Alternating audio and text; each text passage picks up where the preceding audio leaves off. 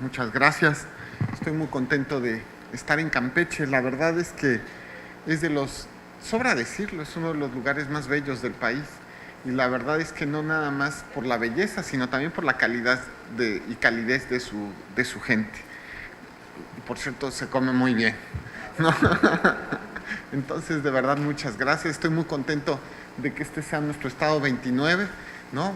Al lado de esta batalla de un poco de evangelización en los temas de justicia abierta, ¿no? Que hemos recorrido el magistrado Reyes y también, por supuesto, el organizador de todo, pues de todo este recorrido que hemos dado, el magistrado César Wong, nuestro amigo muy estimado. A ver, vamos, yo normalmente siempre utilizo vamos a decirlo, esta imagen. Sin embargo, quiero cambiar un poco, porque después de dar este tema 29 veces, empieza uno a empezar a generar reflexiones. Entonces, no quiero necesariamente una respuesta, es decir, lo que les voy a decir son reflexiones en torno a un tema particular de los muchos que se encuentran en esta imagen, y más bien lo que quisiera es como reflexionar con ustedes. Inclusive si alguien quisiera decir algo, pensar o participar, pues levanta la mano y podemos platicar. Y quiero específicamente reflexionar en torno al tema de, muchas gracias, de del uso de redes sociales o de internet y los jueces. Porque pareciera que el mecanismo fundamental en el que se basa la justicia abierta es pues justamente eso, el internet, las redes sociales. Yo les voy a contar una anécdota pequeña, espero vamos a decir, no balconearnos, pero cuando buscamos a Beth Novek, el magistrado Reyes y su servidor, porque es la gran experta en los temas de gobierno abierto. Cuando la fuimos a buscar, le dijimos, tenemos una idea sensacional, extraordinaria, ¿no?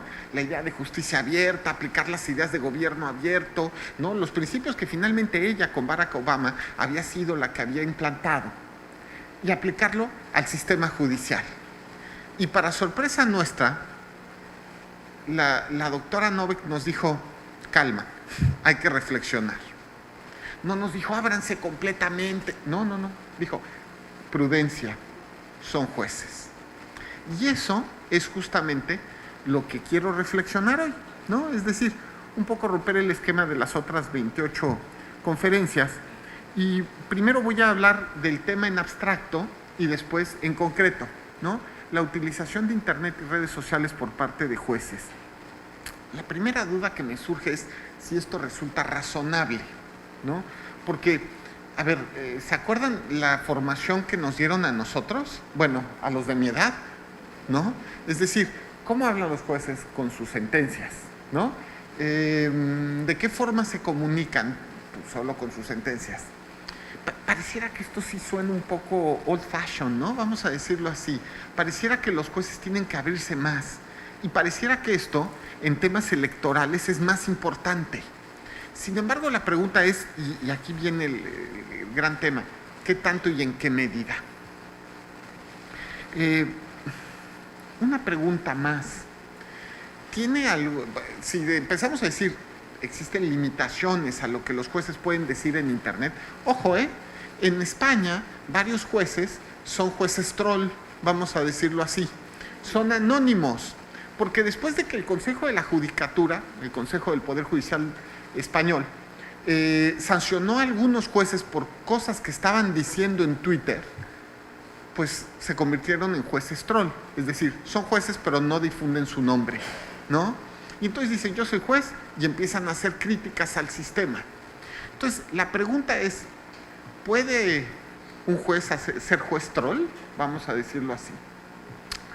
Porque viene la pregunta, ¿aplica el código de ética de los poderes judiciales de cada una de las entidades o del Poder Judicial Federal, o en su caso de nuestro código de modelo de ética de los tribunales electorales nacionales?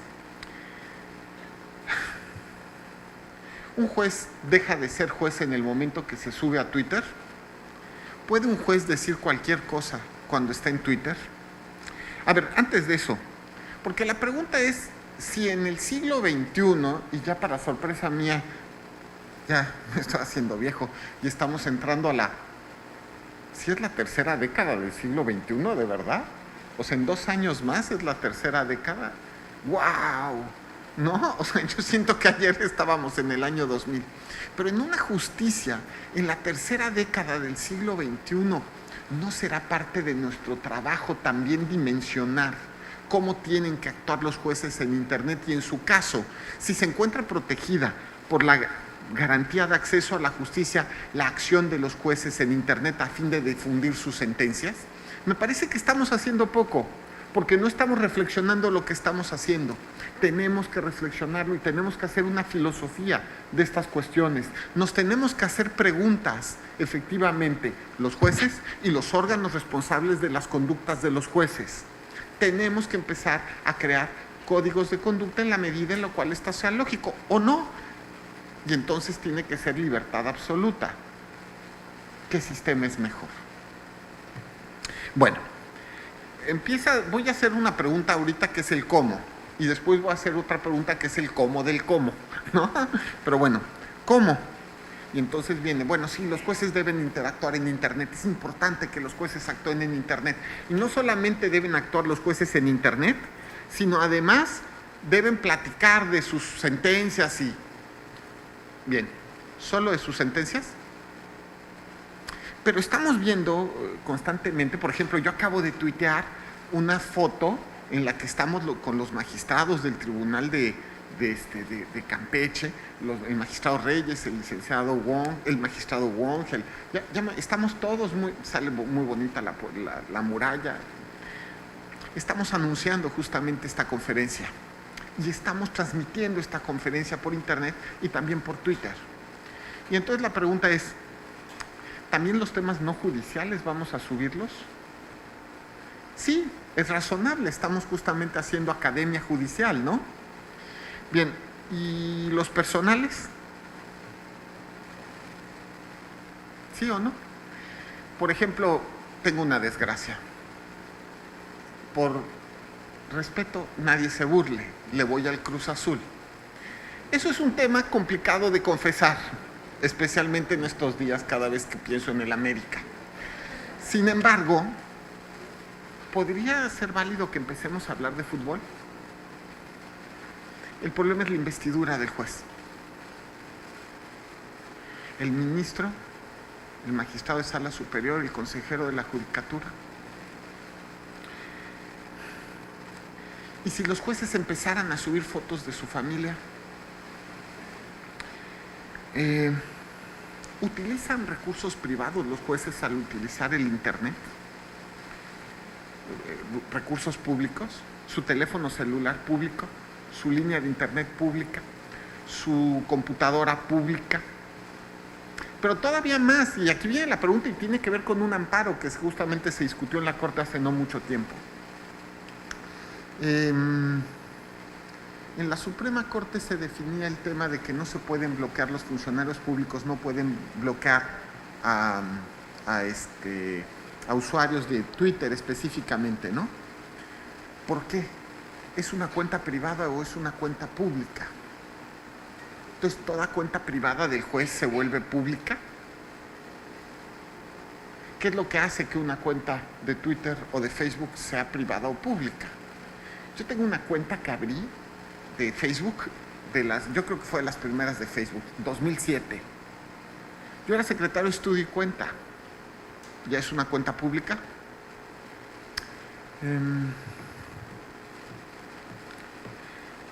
Y es que al final del día la pregunta que nos tenemos que hacer es, ¿un juez deja de ser juez en Internet, inclusive en sus temas privados? Ahora, tenemos que reflexionar. ¿Se comunica mejor a la sociedad o no? A veces pienso y me pregunto, ¿y si hay alguien ahí del otro lado o no? Porque pareciera que hay una serie de información que se recibe del otro lado pero no se procesa. Es decir, se reacciona, pero se procesa, se razona. Y claro, está el tema de los troles, ¿no? Que son anónimos normalmente, que suben a internet y empiezan a, por alguna razón que puede ser animadversión personal, frustración personal o estar pagados, que también eso puede pasar, y empiezan a golpear a figuras públicas. Pero tenemos un problema, los jueces tienen investidura y deben tener autoridad. ¿Hasta dónde se pueden exponer frente a personas anónimas que pues, ya no por decir que esos son troles, pero también hay personas con nombre que forman granjas? Todos sabemos cómo funciona este sistema, ¿no? ¿El juez es un político? Qué cosas, ¿no? ¿Verdad? Se ve que venía en el avión haciéndome preguntas de este estilo. ¿Es publicidad lo que busca el juez? ¿Es publicidad? Tenemos que empezar a pensar en esto, porque ya es la forma de actuar, estamos actuando. Hace poco yo sigo a varios jueces, bueno, ya no. Es decir, ahora mi cuenta pública, vamos a decirlo así, está manejada por el staff. Sin embargo, sigo en cuentas privadas, si es que eso existe. Sigo a algunos, si no es que a todos prácticamente los jueces que tuitean. Y acabo justamente de seguir a un juez que sacó una lista de todos los jueces que tuitean y de verdad que le agradecí mucho porque me sirvió mucho. He visto tweets semejantes en España y he seguido a todos los jueces españoles que voy siguiendo y me parece súper interesante lo que están haciendo. Pero ¿es la publicidad del trabajo o la publicidad del juez? ¿La publicidad de la sentencia o la publicidad de la imagen? En fin, fíjense cómo al final estas reflexiones nos llevan a decir varias preguntas. Debemos tener cuidado con la temática de lo que hacen la temática. El juez al estar en internet debe tener cuidado con la temática, pero también con el tono, ¿o no? Un juez podría empezar, ya no digamos con un troll, que es un poco complicado porque insultan. Entonces, el juez empieza a discutir. Y si se rompe el tono de discusión, humano, como diría.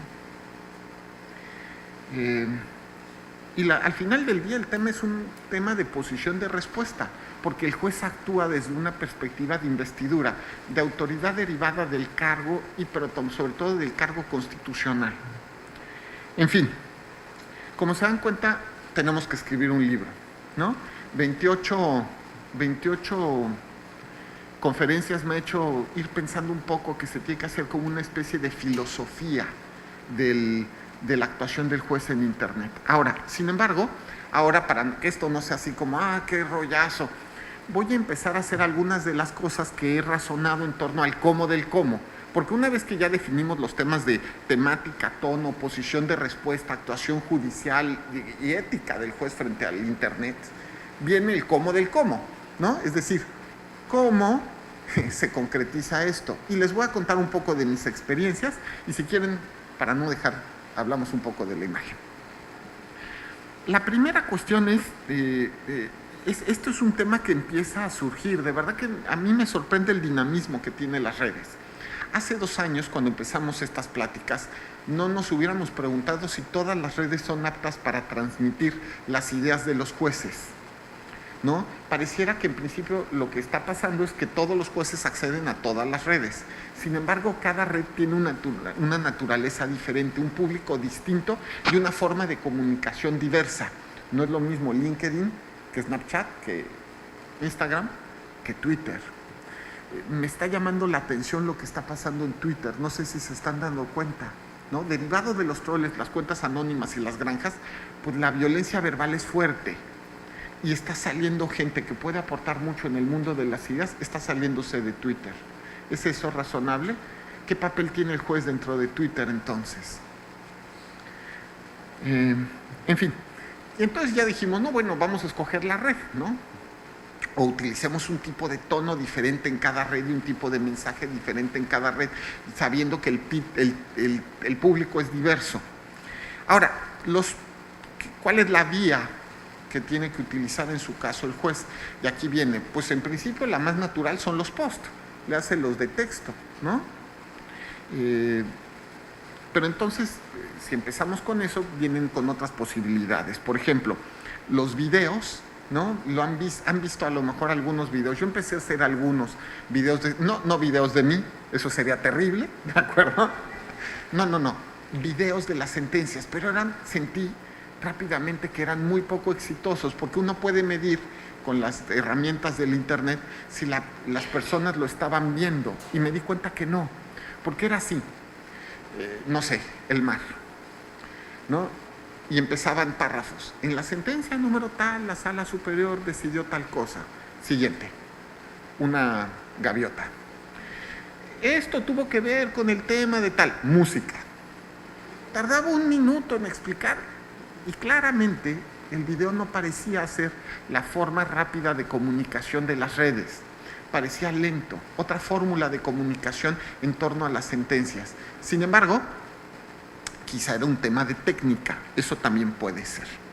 El tema de los podcasts, que también utilizamos, no me pareció tampoco del todo útil por el número de personas que oían el podcast. Le echábamos ganas para desarrollar el guión y le echábamos sobre todo una fórmula en la cual los secretarios, porque además esto es casero, no es que haya un manual en torno al tema de verdad. Entonces empezamos a hacernos el tema del podcast y nos dimos cuenta que la gente en general no oía el podcast. No que no fuera útil, pero se oía poco. Me parece que las fórmulas que han sido más exitosas en lo que yo he podido ver de los temas de internet son las infografías, que claramente son leídas, el blog, que me parece que es bastante útil, la verdad, y quiero pensar que algunos artículos que escribimos los jueces, ¿no? Pero a ver, voy a desarrollar las ideas, las infografías, ¿no? Y entonces viene un tema de técnica. Claro, tú eres pues funcionario judicial electoral desde hace años, a lo mejor estás trabajando en esto o eres juez de carrera, y entonces de repente empiezas a hacer infografías. Por cierto, las infografías se crearon hace tantos años, ¿cuántos? ¿7? ¿6? ¿5? En Twitter, ¿no? Y entonces la pregunta era cómo hacerlas. ¿Utilizas muchos colores o pocos? Por ejemplo, yo empecé a utilizar muchos colores porque llegué a un taller con periodistas de La Fuente del Tribunal y me dijeron, ay, tus infografías son aburridísimas, son grises o verdes pardo, no, métele colores. Y pues había gente que me decía, ay, qué colores tan chillantes. Bueno, no, pero tiene que ver también con el tema de lo que se está comunicando, porque en tratándose de jueces electorales la utilización de un solo color es algo problemático. Entonces tienes que cuidarlo también. El tema ¿y utilizas párrafos completos o solamente bullets? A mí me gustan más los bullets. Pero es cosa de gusto. Yo aprendo mejor a través de cuadros sinópticos, no a través de párrafos o de hojas. A mí, no es que me aburre leer, evidentemente, pero cuando hago mis apuntes para estudiar temas, leo un libro y voy haciendo un cuadro sinóptico con bullets. A mí me parece más útil, pero claramente tampoco esto es del gusto universal. Personas que prefieren 3 párrafos, yo prefiero 8 bullets. Y de aquí viene el gran esfuerzo, que es resumir una sentencia de 200 páginas en 8 bullets o en 3 párrafos. Y ese es el gran esfuerzo que se tiene que hacer y que justamente ayuda, y que creo que este es el punto. Fíjense, aquí es donde la garantía de pleno acceso a la justicia, ¿no?, por parte de la ciudadanía se ve concretizada en la labor del juez, que no solamente emite la sentencia, no solamente trata, vamos a decirlo, de explicitarla o publicitarla a través de todos los medios de comunicación posible, sino que además hace algo, que es tratar, en la medida de lo posible, de que sus capacidades sean las adecuadas de síntesis, comunicarla de manera simple, ultra sencilla, a golpe de vista, porque el éxito de la infografía tiene que ver en eso, el golpe de vista. Claro, el punto es qué argumentos privilegiar, y quizá me falta, a lo mejor en la segunda vuelta, dentro de 2 años de nuestra conferencia, ¿no?, tenga ya un poco más de la técnica desarrollada, porque la verdad esto ha sido en mucho un ensayo y error, ¿no? Evidentemente. Ahora, vienen otras preguntas, que es, ¿y utilizamos caricaturas o no? Monitos, en pocas palabras. ¿Le ponemos monitos o no le ponemos monitos a las infografías? Pues al principio no le poníamos y ahora sí le ponemos, ¿no? Para tratar de comunicarnos mejor, romper el turrón, ¿no? Al principio, hace 2 años, cuando empezamos las infografías, digamos, más estandarizadas, y que el magistrado Reyes y yo, todas estas preguntas nos las hemos hecho el magistrado Reyes y yo en este tiempo. Y la verdad es que al principio en la técnica no utilizábamos, eran más planas nuestras infografías, ¿no? Ahora le pusimos monitos para tratar de llamar la atención. Y viene el gran tema, ¿y qué es una infografía larga o qué es una infografía corta?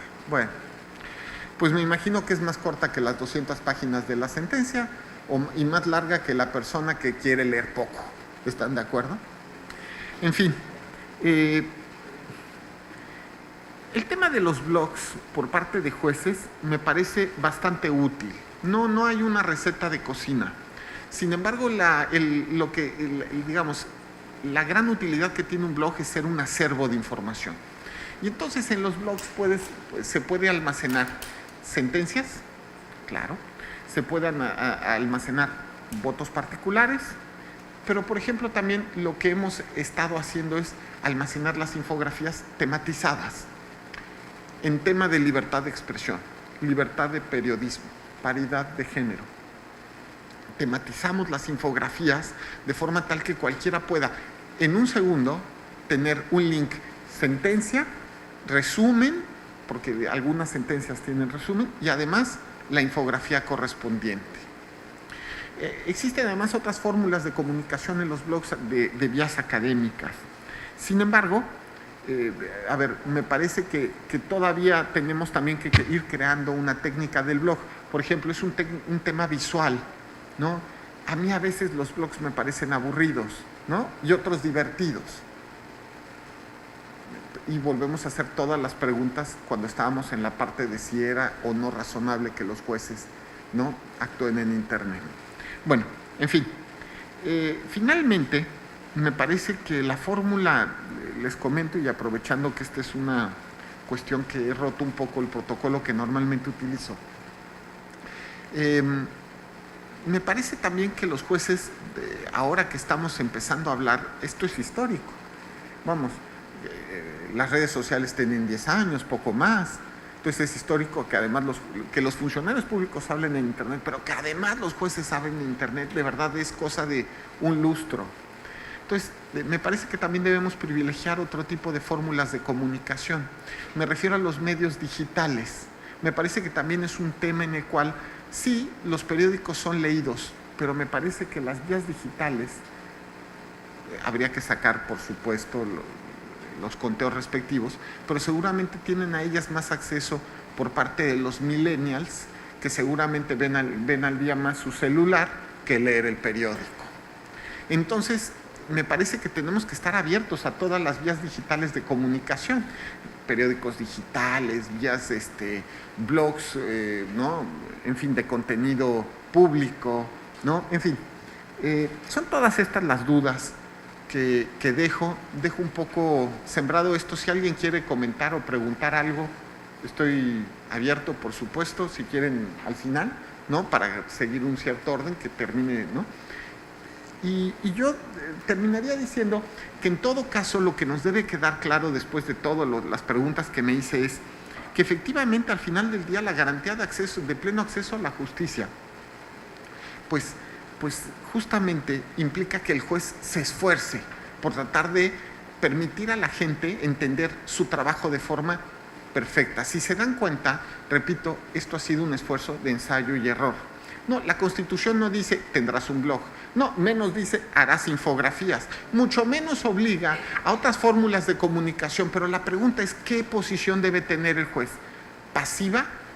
Y repetir lo que siempre ha hecho los jueces los últimos 2000 años desde el derecho romano, o tenemos mejor que hacer y tratar de romper esos paradigmas a fin de garantizarle a la gente una mejor comunicación.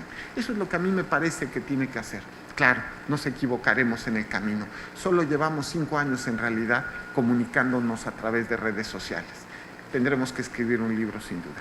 Y me parece que esa es la base al final del día de todas estas fórmulas de temática de justicia abierta, que todos los jueces y todos los tribunales se comuniquen con las personas de la mejor manera posible. Y eso sí es una obligación constitucional. Muchas gracias y le doy la palabra al magistrado Reyes.